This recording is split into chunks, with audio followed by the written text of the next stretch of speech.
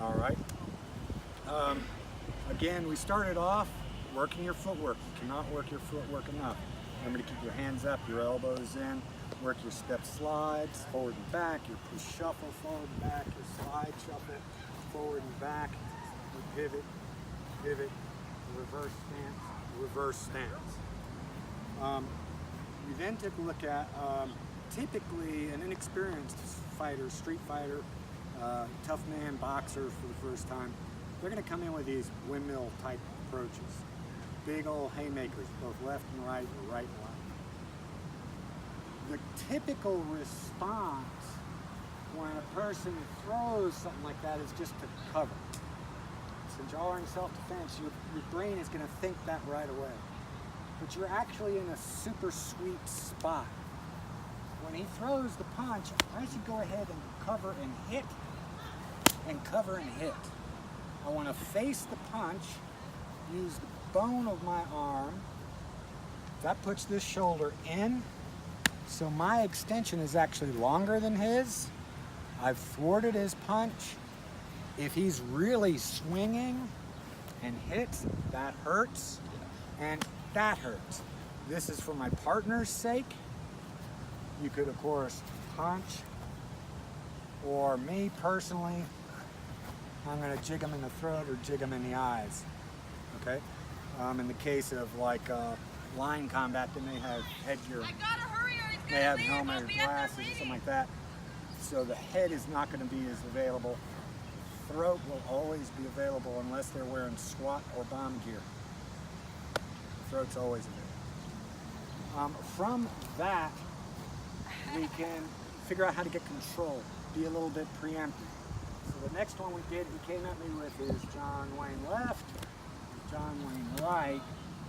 We went up, elbow strike, drop the body, not reach the arm because that sets up a grab on his part. I'm going to drop my body. Go ahead. I want to learn to time those together. 1, 2, bonk, bonk. Okay? It's a good hit.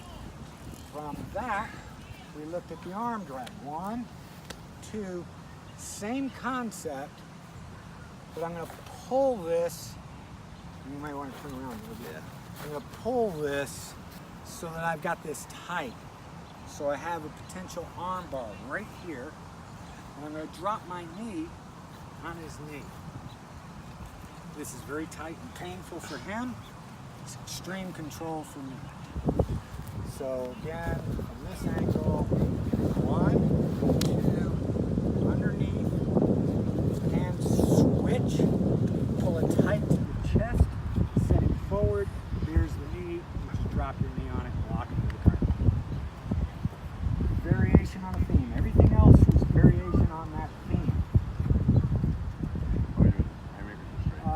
Haymakers. 1, 2, another possibility for me was to just turn this into an arm bar. I'm going to get this in the crook between my bicep and my rotator cuff. I'm going to touch him first, and then I'm going to reach across the field. You can see by the expression on his face, it's unpleasant. The next is just a minor variation of the same thing. This time, I'm going to reach across. The pressure is with my chest. If he's in this position, this is a good thing to do.